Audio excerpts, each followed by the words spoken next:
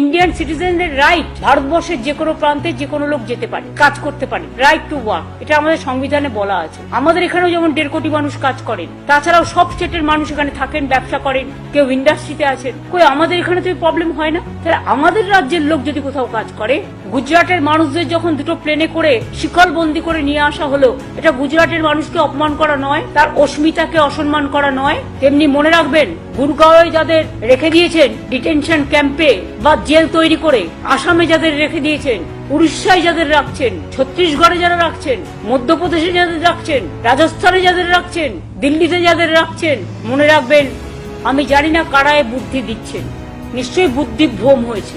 পয়েলগাঁওতে যারা আক্রমণ করলো সেই জঙ্গিদের কেন অ্যারেস্ট করছেন না? মণিপুরে যে তাণ্ডব আজও চলছে, আসামের মুখ্যমন্ত্রী মহাশয়, আপনাকে সম্মান জানিয়েই বলছি, আপনি মণিপুর তো কন্ট্রোল করতে পারলেন না, আপনি নাকি নর্থ ইস্টার্নের দায়িত্বে। আর যত কিছু আপনাদের রাগ, বিদ্বেষ, বঞ্চনা, লাঞ্ছনা, অত্যাচার, অসম্মান, আমাদের ভাষার উপর অত্যাচার, ভাষা আমাদের অস্মিতা, ভাষাকে আমরা মনে করি আমাদের সম্মান।